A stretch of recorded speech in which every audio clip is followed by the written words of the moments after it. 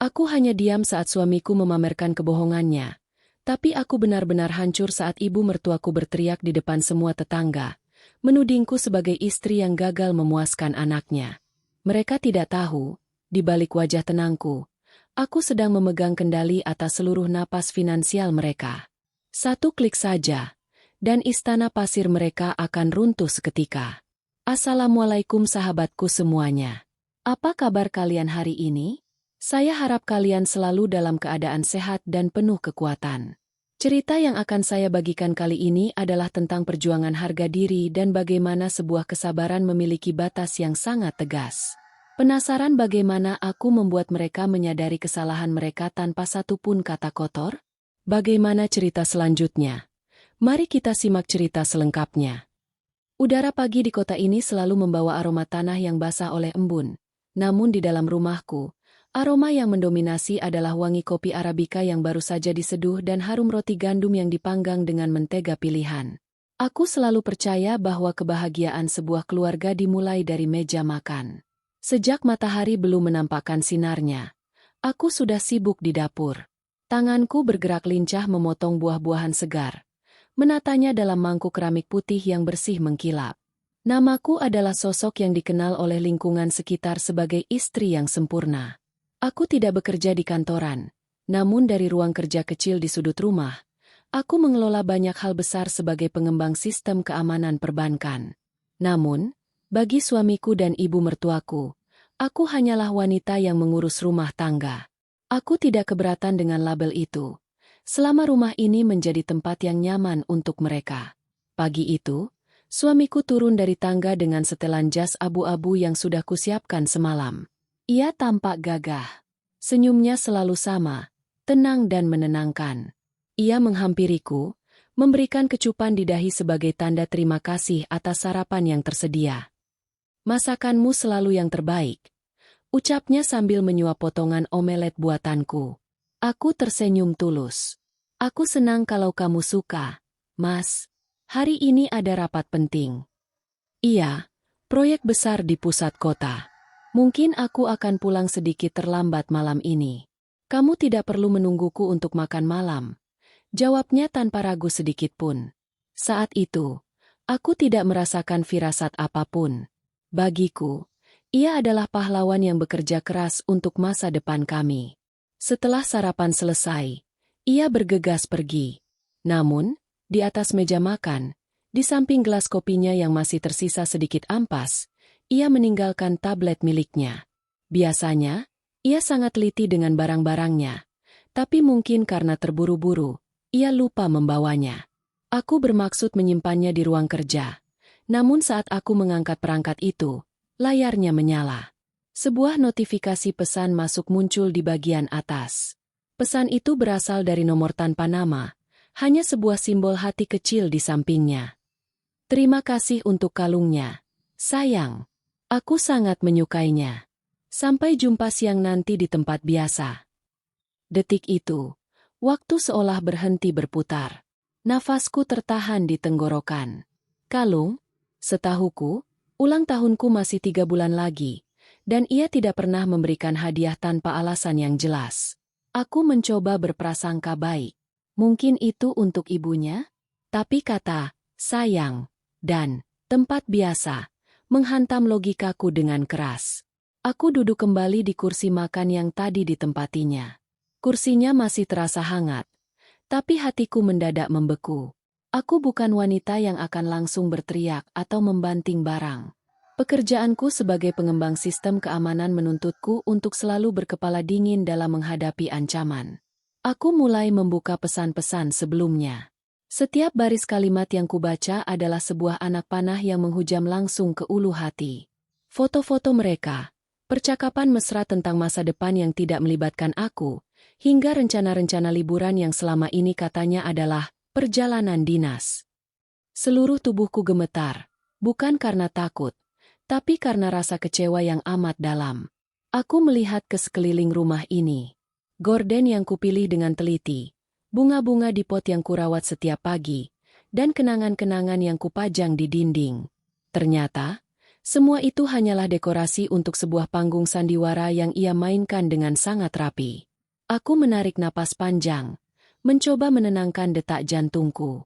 Aku tidak boleh hancur sekarang. Jika ini adalah sebuah serangan terhadap hidupku, maka aku harus menyiapkan pertahanan dan serangan balik yang paling kuat. Aku segera membawa tablet itu ke ruang kerja pribadiku. Ruangan ini adalah duniaku, tempat di mana deretan kode dan sistem keamanan diciptakan. Di sini, aku bukan sekadar istri yang terampil memasak, tapi aku adalah seorang ahli teknologi. Aku menyambungkan perangkat suamiku ke komputer utamaku.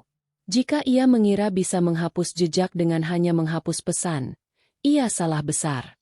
Di dunia digital, tidak ada yang benar-benar hilang jika kita tahu di mana harus mencari. Jariku menari di atas papan ketik dengan kecepatan tinggi.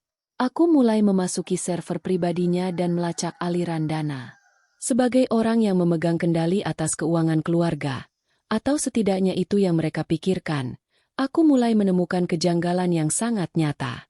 Ternyata, selama 2 tahun terakhir, ada sebuah rekening rahasia yang ia gunakan untuk mengalirkan dana perusahaan. Dana itu digunakan untuk menyewa sebuah apartemen mewah atas nama wanita lain. Aku juga menemukan bukti pembelian perhiasan mahal, tas bermerek, hingga biaya perawatan kecantikan yang jumlahnya fantastis. Sementara itu, setiap kali aku ingin membeli perlengkapan rumah yang agak mahal, ibu mertuaku selalu berkomentar tentang pentingnya hidup hemat. Istri itu harus pandai menabung. Begitu kata ibu mertuaku setiap minggu. Ternyata, tabungan yang dimaksud adalah untuk membiayai kebahagiaan putranya dengan wanita lain. Pencarianku tidak berhenti di sana. Aku menggali lebih dalam ke dokumen legal perusahaan. Disinilah kejutan terbesar muncul. Bertahun-tahun lalu, saat perusahaan ini hampir bangkrut, akulah yang menyuntikkan modal dari warisan orang tuaku. Karena rasa percaya yang buta, aku membiarkan semua aset itu dikelola oleh yayasan keluarga yang mereka pimpin. Namun, satu hal yang mereka lupakan, aku adalah pendiri tunggal yayasan tersebut secara hukum. Dalam klausul yang kubuat dulu, yang mungkin dianggap mereka hanya formalitas belaka, tertulis bahwa jika terjadi tindakan yang merugikan integritas yayasan, pendiri berhak membekukan seluruh aset dalam waktu singkat. Aku menyandarkan tubuh di kursi kerja. Mataku terasa panas, tapi air mata belum juga jatuh. Ada rasa sakit yang luar biasa. Namun ada juga kekuatan yang mulai tumbuh. Aku melihat foto pernikahanku di atas meja. Di sana kami tampak begitu bahagia. Aku bertanya-tanya, kapan tepatnya ia mulai berubah? Ataukah ia memang tidak pernah benar-benar mencintaiku dan hanya mencintai fasilitas yang kuberikan? Tiba-tiba, ponselku berbunyi. Telepon dari ibu mertua. Halo, Nak. Ibu mau mampir sore nanti. Tolong buatkan kue kesukaan ibu. Ya. Oh, dan jangan lupa bersihkan taman depan. Ibu lihat tadi ada beberapa daun kering yang berserakan. Tidak enak dilihat tetangga. Suaranya terdengar begitu menuntut, seperti biasa. Baik, Bu. Aku akan siapkan semuanya. Jawabku dengan nada sedatar mungkin. Begitu dong. Istri itu harus sigap. Kasihan anakku kalau pulang kerja melihat rumah berantakan. Lanjutnya sebelum menutup telepon tanpa menunggu jawabanku. Aku menatap layar komputerku kembali. Di sana, semua bukti sudah terkumpul. Foto wanita itu, lokasi apartemennya, hingga setiap rupiah yang ia curi dari masa depan kami. Aku bisa saja langsung menelpon suamiku dan memakinya. Aku bisa saja mengusirnya sekarang juga. Tapi itu terlalu sederhana. Mereka telah memperlakukan aku seperti orang asing di rumahku sendiri. Mereka menganggap kebaikanku sebagai kelemahan. Mereka merasa bisa menginjak-injak harga diriku karena mereka merasa memegang kendali atas segalanya. Mereka lupa bahwa fondasi tempat mereka berdiri adalah hasil kerja keras dan kecerdasanku. Aku mulai menyusun strategi. Ini bukan tentang balas dendam yang penuh amarah, tapi ini tentang penegakan keadilan bagi diriku sendiri. Aku akan memainkan peran ini sedikit lebih lama. Aku akan menjadi istri yang paling penurut dan menantu yang paling rajin, sampai saatnya tiba bagi mereka untuk menyadari bahwa mereka tidak memiliki apa-apa tanpa diriku. Logikaku memerintahkan untuk segera menghubungi pengacara keluarga yang kukenal baik. Aku mengirimkan semua dokumen yang berhasil kunduh. Pesanku singkat. Siapkan dokumen pembekuan total dan surat cerai. Aku ingin semuanya siap dalam waktu dekat. Setelah itu, aku keluar dari ruang kerja. Aku mencuci muka dengan air dingin, melihat pantulan wajahku di cermin. Mata itu tidak lagi menunjukkan kesedihan, melainkan ketegasan yang dingin. Aku berjalan menuju dapur, mulai menyiapkan bahan untuk membuat kue kesukaan ibu mertuaku. Sambil mengaduk adonan, aku berjanji pada diriku sendiri, ini adalah terakhir kalinya aku melayani orang-orang yang tidak tahu cara menghargai ketulusan. Badai akan segera datang, dan kali ini, aku bukanlah orang yang akan tersapu olehnya. Aku adalah pusat dari badai itu sendiri. Sore itu, suasana rumah terasa jauh lebih sunyi dari biasanya. Meskipun langkah kakiku terus terdengar di atas lantai marmer. Aku baru saja selesai menyiapkan jamuan makan malam yang mewah. Di tengah meja, tersedia sup ayam jahe yang hangat, ikan garang asem yang segar, dan kue bolu pandan yang masih mengepulkan uap harum, kue kesukaan ibu mertuaku. Jika orang melihat dari luar, mereka akan mengira ini adalah persiapan untuk perayaan kebahagiaan. Padahal, bagiku, ini adalah persiapan untuk sebuah perpisahan yang elegan. Tepat pukul 7 malam, suara mobil suamiku terdengar memasuki garasi. Tak lama kemudian, pintu depan terbuka. Ibu mertuaku datang hampir bersamaan. Wajahnya tampak cerah dengan perhiasan emas yang melingkar di leher dan pergelangan tangannya. Aku tahu pasti dari mana uang untuk membeli perhiasan itu berasal. Wah, aromanya sampai keluar. Begini seharusnya seorang istri, selalu siap di dapur sebelum suami pulang. Ucap ibu mertuaku sambil meletakkan tasnya di kursi. Ia tidak menyapa, hanya memberikan perintah dan penilaian seperti biasanya. Suamiku menghampiriku. Wajahnya tampak lelah, namun ia berusaha tersenyum. Terima kasih, sayang. Hari ini benar-benar melelahkan. Banyak rapat yang menyita energi, katanya sambil mengelus bahuku sekilas. Aku membalas senyumnya, senyum yang telah kulatih di depan cermin selama 1 jam terakhir. Aku mengerti, Mas. Pasti berat mengurus proyek besar itu. Duduklah, aku sudah siapkan air hangat untuk cuci tangan. Kami duduk mengelilingi meja makan. Di balik ketenanganku, hatiku sedang merekam setiap gerak-gerik mereka.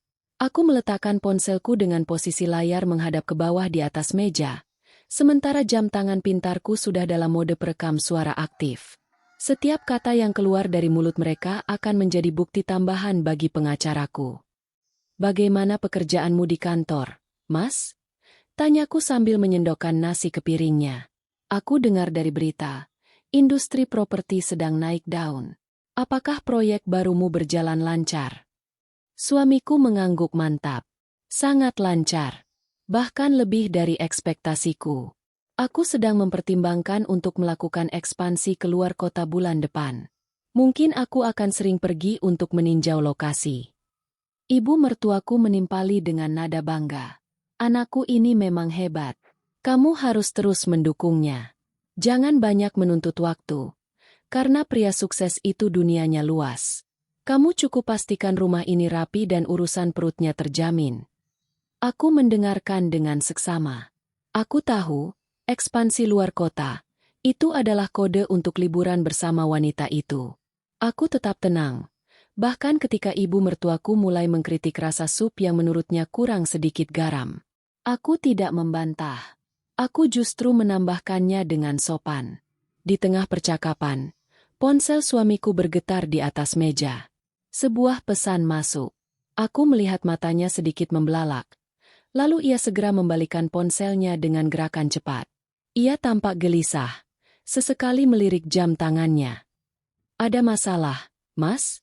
Tanyaku lembut. Seolah-olah aku adalah istri yang sangat perhatian. Oh, tidak ada. Hanya urusan teknis di lapangan. Biasalah. Anak buah yang kurang teliti. Jawabnya gugup. Aku mengangguk. Lalu beralih menatap ibu mertua. Bu, perhiasan ibu bagus sekali. Apakah itu hadiah dari Mas? Ibu mertuaku membusungkan dada. Tentu saja. Anakku ini sangat berbakti.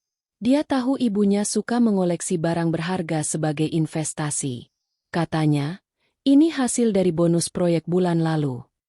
Aku tersenyum getir di dalam hati. Bonus itu adalah uang yang seharusnya masuk ke tabungan masa depan keluarga kami, namun dialihkan secara ilegal.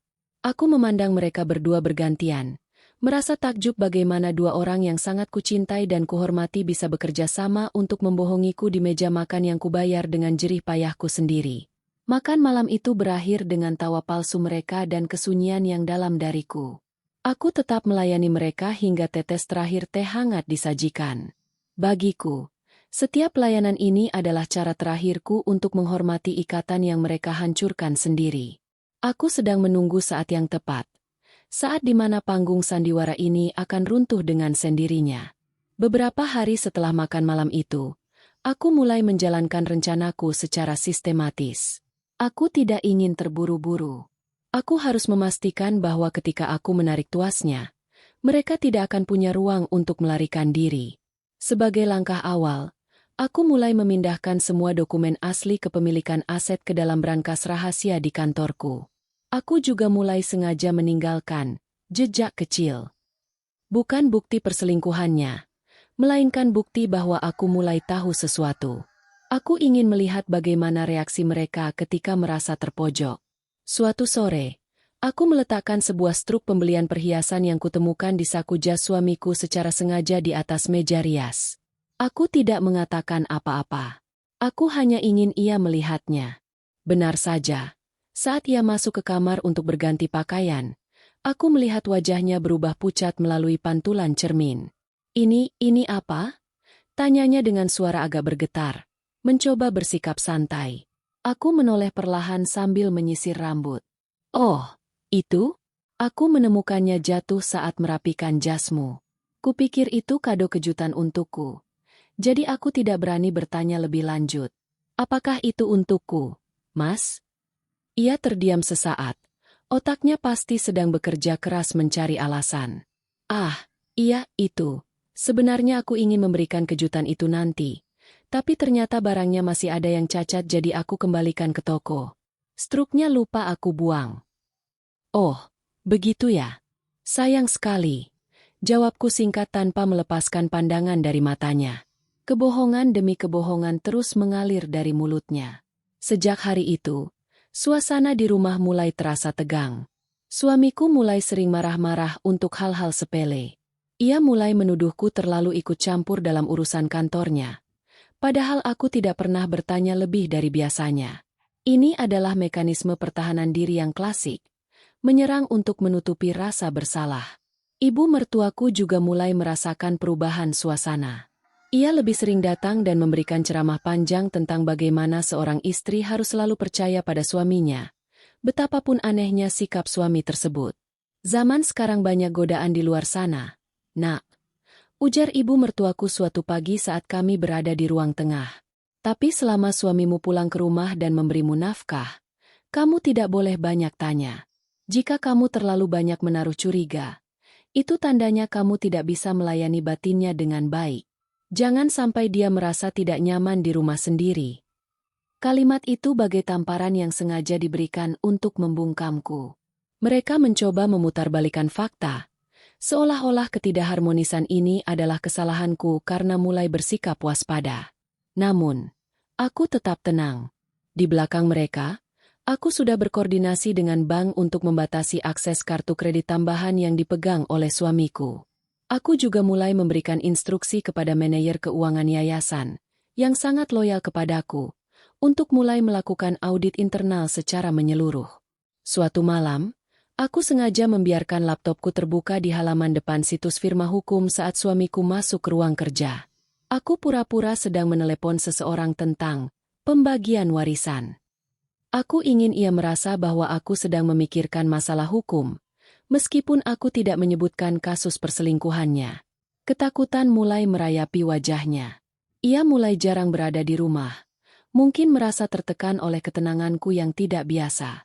Ia tidak tahu bahwa setiap langkah yang ia ambil untuk menjauh justru membantuku mengumpulkan lebih banyak bukti. Retakan dalam rumah tangga kami kini sudah sangat lebar, menyerupai jurang yang tidak mungkin lagi bisa diseberangi. Aku melihat suamiku bukan lagi sebagai pria yang kucintai, melainkan sebagai orang asing yang sedang mencoba mencuri dari rumahku. Dan ibu mertuaku, wanita yang dulu kuanggap sebagai ibu kedua, kini hanyalah seseorang yang sedang mempertahankan kenyamanan hidupnya dengan cara yang salah. Aku menutup hari itu dengan menuliskan sebuah catatan di buku harian rahasiaku. Persiapan sudah 90%. Aku hanya butuh satu pemicu lagi untuk mengakhiri semua drama ini. Kebenaran tidak perlu berteriak untuk didengar. Ia hanya perlu waktu yang tepat untuk menampakkan dirinya. Aku tahu, sebentar lagi badai yang sesungguhnya akan pecah. Dan aku sudah menyiapkan payung besi untuk melindungiku. Sementara mereka masih merasa aman di bawah atap yang sebenarnya sudah mulai runtuh. Sore itu, langit berwarna jingga kemerahan, menciptakan bayangan panjang di atas aspal perumahan kami yang asri. Seperti biasa pada jam-jam tersebut, komplek tempat tinggal kami cukup ramai. Para ibu sedang menyuapi anak-anak mereka di taman kecil depan rumah. Sementara beberapa bapak sedang asyik mencuci mobil atau sekadar mengobrol di teras. Ini adalah waktu di mana kerukunan tetangga sangat terlihat. Namun sore ini, kerukunan itu akan menjadi saksi sebuah drama yang tak terlupakan. Aku sedang berada di teras, menyiram tanaman anggrek yang berjejer rapi. Gerakanku tenang. Meskipun jantungku berdegup sedikit lebih kencang dari biasanya. Aku tahu hari ini adalah harinya. Pagi tadi, aku telah memberikan instruksi final kepada sistem keamanan pusat perusahaan untuk membekukan seluruh akses masuk menggunakan identitas suamiku. Tiba-tiba, suara derit ban mobil yang direm mendadak memecah ketenangan sore itu. Mobil hitam mewah milik suamiku berhenti tepat di depan pagar dengan posisi yang tidak beraturan. Ia keluar dari mobil dengan wajah yang merah padam. Dasi yang biasanya terikat rapi kini sudah longgar, dan kemejanya tampak kusut. Di belakangnya, sebuah mobil lain berhenti. Ibu mertuaku keluar dari sana dengan wajah yang tak kalah tegang. "Apa yang kamu lakukan?" teriak suamiku bahkan sebelum ia melewati gerbang. Suaranya yang menggelegar membuat beberapa tetangga menoleh dengan rasa ingin tahu. Aku mematikan keran air, meletakkan selang dengan tenang, lalu menatapnya. "Ada apa, Mas? Kenapa pulang dalam keadaan berantakan seperti ini?" "Jangan pura-pura bodoh." Suaranya semakin meninggi. "Kenapa aku tidak bisa masuk ke sistem kantor? Kenapa kartu kreditku ditolak saat aku ingin membayar biaya operasional proyek? Kamu sengaja melakukannya, kan?" Ibu mertuaku melangkah maju, berdiri di samping putranya seolah sedang membentuk barisan tempur. Ia melihat ke arah kerumunan tetangga yang mulai mendekat, seolah-olah ia ingin mencari dukungan penonton. "Kamu keterlaluan," ibu mertuaku berteriak, telunjuknya mengarah tepat ke wajahku. "Istri macam apa yang mencoba menyabotase pekerjaan suaminya sendiri? Kamu tahu betapa kerasnya anakku bekerja untuk menghidupimu, dan sekarang kamu malah mencoba mematikan rezekinya." Aku menarik napas panjang, tetap berdiri tegak di teras rumah yang masih atas namaku. Aku hanya menjalankan prosedur keamanan yang seharusnya. Bu, jika ada ketidaksesuaian data, sistem memang akan mengunci secara otomatis. "Prosedur keamanan?" Suamiku tertawa sinis. Langkahnya semakin dekat hingga ia berdiri di depanku. "Aku ini pimpinan di sana. Kamu hanya orang yang bekerja dari balik layar. Kamu pikir kamu punya kuasa atas aku?" Ibu mertuaku tidak membiarkan suasana mendingin. Ia sengaja memperkeras suaranya agar terdengar sampai ke rumah-rumah tetangga. "Lihat semuanya. Lihat wanita yang kalian puji-puji sebagai istri teladan ini. Di balik wajah lembutnya, dia adalah wanita yang kejam. Dia ingin menguasai harta suaminya sendiri dengan cara-cara yang licik. Dia tidak tahu terima kasih." Beberapa tetangga mulai berbisik-bisik. Aku melihat tatapan mereka bermacam-macam. Ada yang bingung, ada yang kasihan, dan ada yang mulai menghakimi. Aku tetap diam, membiarkan mereka mengeluarkan semua amarah yang selama ini mereka simpan. Aku sedang memberikan mereka panggung untuk menunjukkan karakter asli mereka di depan mata banyak orang. Aku selalu bersabar menghadapi sikapmu yang dingin belakangan ini, lanjut suamiku dengan nada yang dibuat seolah-olah ia adalah korban. Tapi memblokir akses keuanganku? Itu sudah di luar batas. Kamu ingin aku jatuh miskin agar kamu bisa berkuasa? Aku hanya menatap matanya dalam-dalam. Di dalam mata itu, aku tidak melihat cinta sama sekali, melainkan ketakutan akan kehilangan fasilitas mewah yang selama ini ia nikmati. Di saat itulah, aku menyadari bahwa kesabaranku selama ini telah mencapai puncaknya. Panggung sandiwara ini sudah siap untuk babak penentuan. Suasana di depan rumah semakin memanas. Udara sore yang seharusnya sejuk terasa mencekam. Ibu mertuaku, melihat aku hanya terdiam, merasa bahwa ia telah memenangkan perdebatan. Ia melangkah satu langkah lagi, sangat dekat hingga aku bisa melihat getaran kemarahan di wajahnya yang penuh riasan tebal. Kenapa diam? Malu karena rahasiamu terbongkar? Ibu mertuaku mendengus dengan nada meremehkan. Semua orang harus tahu kenapa anakku sampai bersikap seperti ini. Ini semua salahmu. Kamu itu tidak bisa memuaskan anakku, baik secara lahir maupun batin. Kata-kata itu meluncur seperti batu besar yang dijatuhkan ke air yang tenang. Para tetangga terdiam seketika. Sebuah tuduhan yang sangat pribadi dan menyakitkan dilemparkan di depan umum. Kamu terlalu sibuk dengan komputer-komputermu itu sampai lupa tugasmu sebagai istri. Lanjutnya dengan suara yang melengking. Wajar kalau anakku mencari kebahagiaan di luar.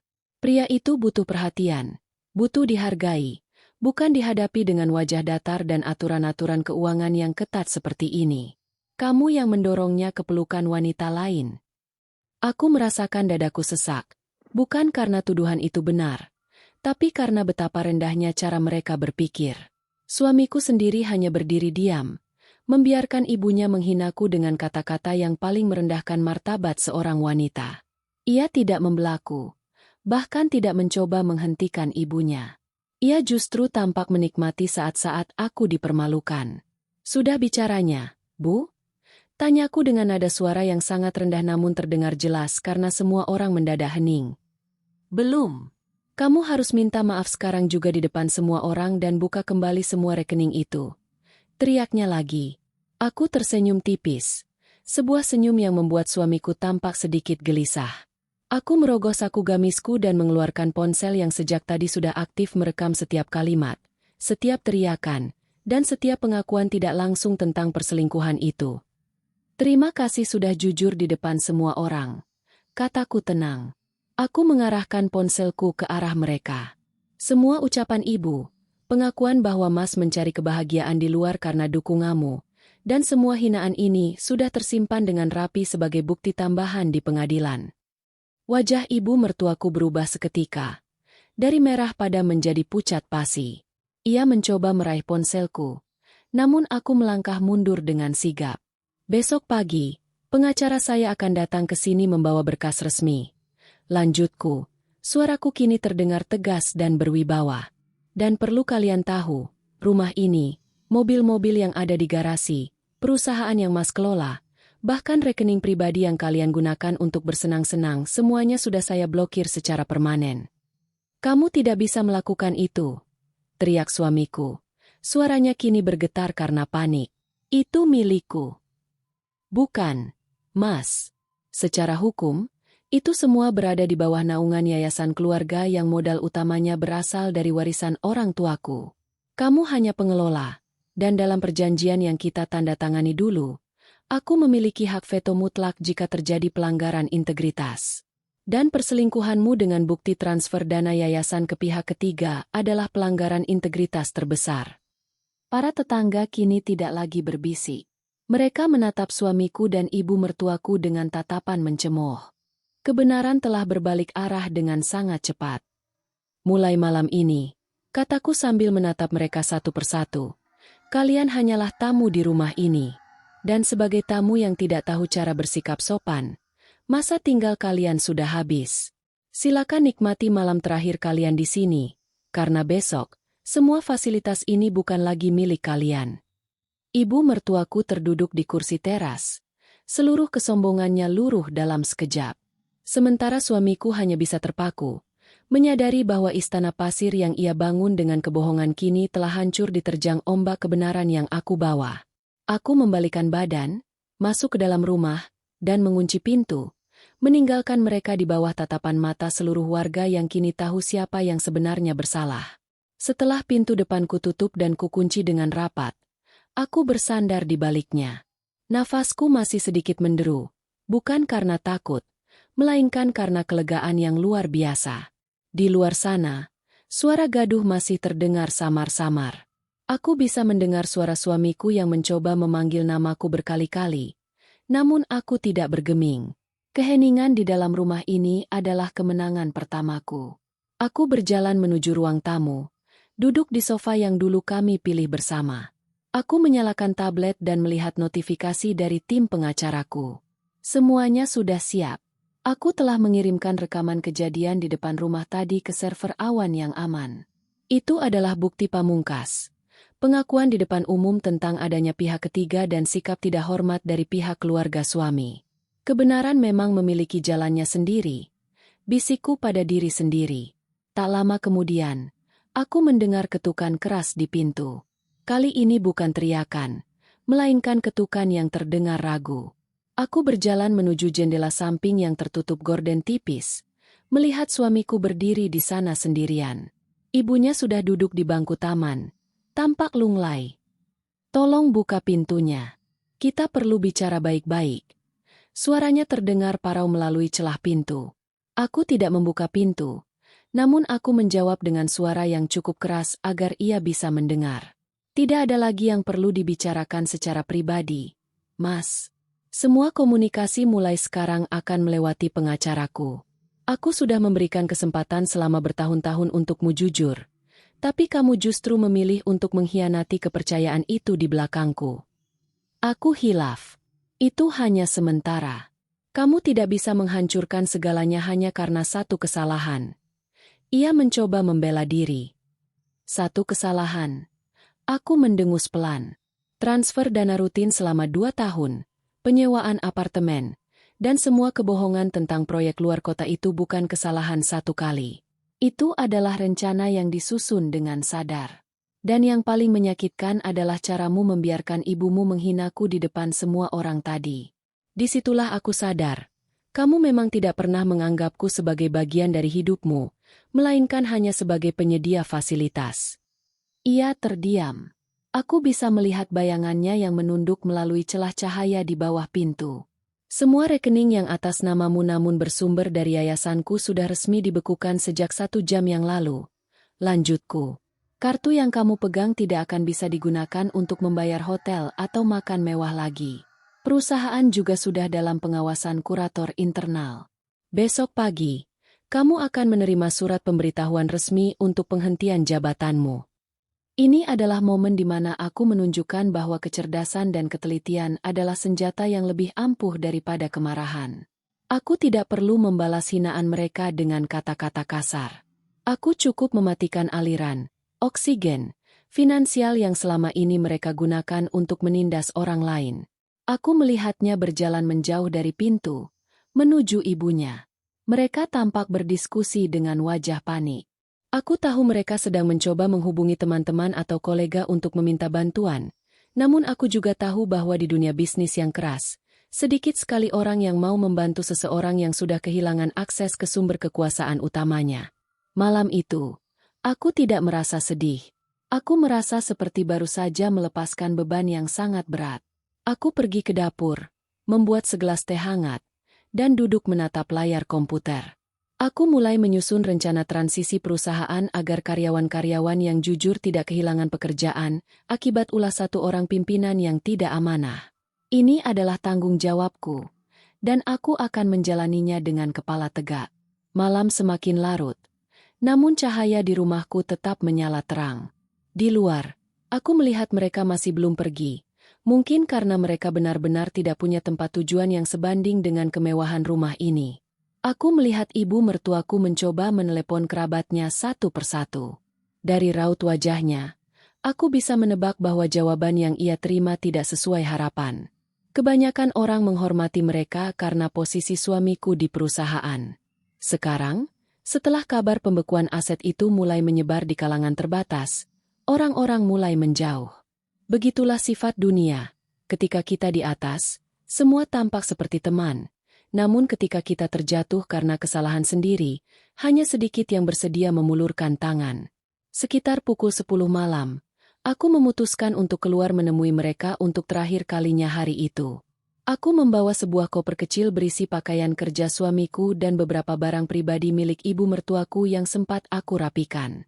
Aku membuka pintu gerbang kecil. Mereka berdua langsung berdiri, berharap aku telah berubah pikiran. "Ini barang-barang pribadi kalian untuk malam ini," kataku sambil meletakkan koper itu di dekat kaki mereka. "Kamu benar-benar tega mengusir ibu mertuamu sendiri di tengah malam seperti ini." Ibu mertuaku mulai menggunakan taktik rasa bersalah. Matanya yang tadinya tajam kini mencoba terlihat sayu. "Di mana hati nuranimu?" "Aku sudah tua." Aku menatapnya dengan tenang. "Hati nurani saya masih ada, Bu. Itulah sebabnya saya memberikan koper ini dan tidak membiarkan kalian pergi dengan tangan hampa. Tapi rumah ini adalah tempat tinggal bagi mereka yang tahu cara menghargai sebuah komitmen. Ibu tadi bilang saya tidak bisa memuaskan anak ibu, bukan? Jika begitu, silakan cari tempat lain yang bisa memberikan kepuasan yang kalian cari." Suamiku mencoba memegang tanganku, namun aku segera menghindar. "Sayang, tolong pikirkan lagi. Perusahaan itu hidupku. Kalau kamu blokir semuanya, bagaimana aku bisa bekerja? Bagaimana aku bisa memperbaiki semuanya? Perusahaan itu adalah amanah dari orang tuaku." "Mas," jawabku tegas, "kamu sudah menyalahgunakan wewenangmu untuk kepentingan pribadi dan mengkhianati visi perusahaan. Kamu bilang itu hidupmu? Tidak. Itu adalah fasilitas yang kupinjamkan padamu, dan sekarang masa pinjamannya sudah habis." Aku menjelaskan kepadanya bahwa selama ini aku diam bukan karena buta. Aku tahu setiap rupiah yang ia ambil secara ilegal. Aku punya daftar lengkap setiap transaksi yang ia lakukan untuk wanita itu. Jika aku mau, aku bisa saja melaporkan ini sebagai tindakan penggelapan dana yayasan ke pihak berwajib. Aku tidak akan melaporkanmu ke polisi, asalkan kamu menandatangani surat cerai dan pelepasan hak atas seluruh aset yayasan tanpa perlawanan, kataku. Itu adalah tawaran terakhirku. Jika kamu mencoba melawan di pengadilan, aku akan menggunakan semua bukti penggelapan ini. Pilihannya ada di tanganmu. Pergi dengan tenang atau pergi sebagai orang yang harus berurusan dengan hukum. Mendengar kata hukum, nyali suamiku menciut sepenuhnya. Ia tahu posisinya sangat lemah. Selama ini ia merasa aman karena menganggap aku hanyalah istri yang hanya mengerti urusan dapur dan tidak akan berani mengambil tindakan ekstrim. Ibu mertuaku hanya bisa terdiam 1000 bahasa. Kesombongan yang tadi sore ia teriakkan di depan tetangga kini telah luruh total. Ia melihat ke sekeliling, ke arah rumah-rumah tetangga yang lampunya masih menyala. Ia tahu, mulai besok, ia tidak akan bisa lagi berjalan di komplek ini dengan kepala mendongak. Ia telah menghancurkan reputasinya sendiri dengan lidahnya sendiri. "Silakan pergi sekarang," kataku final. "Ada hotel melati di ujung jalan sana yang masih menerima pembayaran tunai. Gunakan sisa uang di dompet kalian untuk malam ini. Besok pagi, pengacaraku akan menunggu kalian di kantor." Aku berbalik dan menutup gerbang. Dari balik pagar, aku melihat mereka berjalan perlahan menjauh, membawa koper kecil itu. Tidak ada lagi mobil mewah yang menjemput. Tidak ada lagi pelayan yang membukakan pintu. Hanya ada kesunyian malam dan penyesalan yang terlambat. Aku menarik napas dalam-dalam, merasakan udara malam yang segar masuk ke paru-paruku. Runtuhnya kesombongan mereka bukan karena kekuatanku semata, melainkan karena kebenaran yang tidak bisa lagi dibendung. Aku belajar satu hal penting malam ini. Kemandirian seorang wanita bukan hanya tentang memiliki uang, tapi tentang memiliki keberanian untuk berkata, "Cukup," ketika martabatnya diinjak-injak. Setelah bayangan mereka menghilang di tikungan jalan, aku kembali ke dalam rumah yang kini terasa sangat luas. Suasana hening menyelimuti setiap sudut ruangan. Tidak ada lagi suara televisi yang keras dari ruang tengah. Tidak ada lagi keluhan ibu mertua tentang letak vas bunga. Dan tidak ada lagi langkah kaki suamiku yang penuh kepura-puraan. Untuk pertama kalinya dalam bertahun-tahun, aku merasa benar-benar memiliki rumah ini. Aku naik ke lantai 2, menuju kamar utama. Aku mulai merapikan barang-barang yang masih tertinggal. Di laci meja samping tempat tidur, aku menemukan sebuah jam tangan mewah yang belum sempat ia bawa. Jam itu adalah hadiah dariku pada ulang tahun pernikahan kami yang ketiga. Aku menatapnya sejenak, lalu memasukkannya ke dalam kotak untuk dikembalikan. Aku tidak ingin menyimpan satupun benda yang bisa membangkitkan kenangan tentang pengkhianatan. Tiba-tiba, ponselku berbunyi. Sebuah pesan singkat masuk dari ibu mertuaku. Isinya bukan lagi makian, melainkan permohonan. "Nak, tolong ampuni kami. Kami sedang di lobi hotel kecil dan tempat ini sangat tidak nyaman. Ibu tidak terbiasa di sini. Bisakah kita bicarakan ini lagi besok pagi di rumah? Ibu janji akan membujuk suamiku untuk berubah." Aku menghela napas panjang. Aku tidak membalas pesan itu dengan kemarahan. Aku hanya mengetikkan jawaban singkat. "Ibu, kenyamanan adalah hak bagi mereka yang tahu cara menghargai orang lain. Tidurlah dengan tenang, karena besok adalah awal dari kehidupan baru yang harus ibu jalani sesuai dengan pilihan yang telah diambil. Saya tidak membenci ibu. Saya hanya sedang melindungi diri saya sendiri." Setelah mengirim pesan itu, aku mematikan ponsel. Aku ingin malam ini menjadi malam pembersihan jiwa. Aku pergi ke ruang kerja dan melihat grafik operasional perusahaan yang mulai stabil setelah pembekuan akses dilakukan. Tim IT dan audit yang kubentuk telah bekerja dengan sangat cepat. Mereka menemukan bahwa suamiku telah merencanakan untuk memindahkan lebih banyak aset bulan depan. Keputusanku untuk bertindak sore ini adalah penyelamatan di detik terakhir. Aku merenung di depan jendela besar yang menghadap ke halaman belakang. Aku teringat masa-masa awal pernikahan, saat aku dengan tulus memberikan segalanya untuk mendukung karir suamiku. Aku tidak pernah menghitung berapa banyak uang atau tenaga yang kukeluarkan. Namun, pelajaran hidup yang paling berharga malam ini adalah kebaikan tanpa batasan seringkali dianggap sebagai kelemahan oleh orang yang tidak memiliki integritas. Aku menghabiskan sisa malam dengan menyusun daftar prioritas hidupku yang baru. Aku akan fokus mengembangkan yayasan agar bisa memberikan lebih banyak beasiswa bagi anak-anak kurang mampu. Aku ingin harta ini menjadi manfaat bagi banyak orang, bukan hanya untuk gaya hidup mewah segelintir orang yang tidak bersyukur. Saat kantuk mulai datang, aku tidur dengan sangat nyenyak. Tidak ada beban rahasia, tidak ada curiga, hanya ada kedamaian. Matahari pagi menembus celah gorden, membawa semangat baru yang belum pernah kurasakan sebelumnya. Hari ini adalah hari penandatanganan berkas perceraian dan penyerahan aset secara resmi di kantor pengacara. Aku bersiap dengan mengenakan setelan blazer berwarna biru dongker yang memberikan kesan tegas dan profesional. Aku memoles wajahku dengan riasan tipis, menatap cermin, dan melihat sosok wanita yang tangguh. Sesampainya di kantor pengacara, aku melihat suamiku, atau calon mantan suamiku, sudah duduk di sana bersama ibunya. Penampilan mereka sangat kontras dengan hari kemarin. Mereka tampak lesu, mata mereka sembab, dan pakaian mereka tidak selicin biasanya. Proses penandatanganan berjalan dengan sangat sunyi. Pengacaraku membacakan setiap poin perjanjian dengan teliti. Suamiku tidak membantah sedikit pun. Ia sadar bahwa semua bukti digital yang kumiliki bisa membawanya ke ranah hukum jika ia mencoba melawan. Dengan tangan bergetar, ia menandatangani surat-surat itu. Setelah selesai, ia menatapku dengan tatapan yang sulit diartikan. Apakah benar-benar tidak ada kesempatan kedua? Aku berjanji akan meninggalkan wanita itu sepenuhnya. Aku menggelengkan kepala dengan tenang. Ini bukan tentang wanita itu lagi, Mas. Ini tentang rasa hormat yang sudah hilang. Kamu tidak hanya mengkhianati pernikahan kita, tapi kamu membiarkan ibumu menghina wanita yang selama ini membangun pondasi hidupmu. Luka di hati mungkin bisa sembuh, tapi kepercayaan yang hancur tidak akan pernah bisa kembali ke bentuk semula. Ibu mertuaku hanya menunduk, tidak berani menatap mataku. Mungkin ia teringat kata-katanya di depan tetangga yang kini berbalik menjadi kenyataan pahit baginya. Aku keluar dari ruangan itu dengan langkah yang ringan. Aku merasa seperti baru saja keluar dari sebuah penjara tak kasat mata. Di lobi kantor, aku berpapasan dengan beberapa rekan bisnis yang dulu hanya mengenalku sebagai istri pimpinan. Kini, mereka menyapaku dengan hormat sebagai pimpinan yayasan yang baru saja melakukan audit besar-besaran. Beberapa minggu berlalu, aku mulai aktif mengelola perusahaan secara langsung. Ternyata, para karyawan merasa lebih nyaman bekerja di bawah kepemimpinanku yang transparan. Aku juga mulai memperbaiki hubungan dengan para tetangga.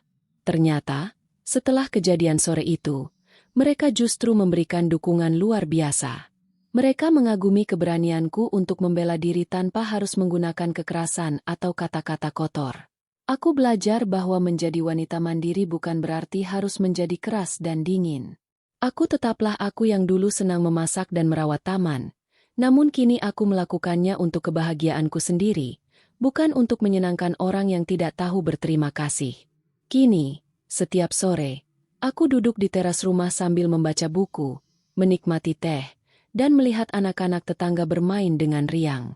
Tidak ada lagi drama, tidak ada lagi air mata kesedihan. Hidupku adalah milikku sepenuhnya. Aku telah berhasil melewati badai dan kini aku sedang menikmati pelangi yang muncul setelahnya. Pesan moral dari perjalananku sederhana. Jangan pernah takut untuk melepaskan sesuatu yang merusak jiwamu, karena di balik kehilangan itu, Tuhan telah menyiapkan sesuatu yang jauh lebih baik dan lebih mulia. Martabatmu jauh lebih berharga daripada harta atau status apapun. Sahabatku, terima kasih telah mengikuti kisah ini sampai bab terakhir. Semoga cerita ini memberikan inspirasi bagi kita semua untuk selalu menjadi pribadi yang kuat, mandiri, dan berani membela kebenaran dengan cara yang elegan. Jangan lupa untuk klik like, komen dan jangan lupa subscribe serta aktifkan lonceng notifikasi agar tidak ketinggalan cerita-cerita dramatis dan inspiratif lainnya di saluran ini. Sampai jumpa di kisah selanjutnya.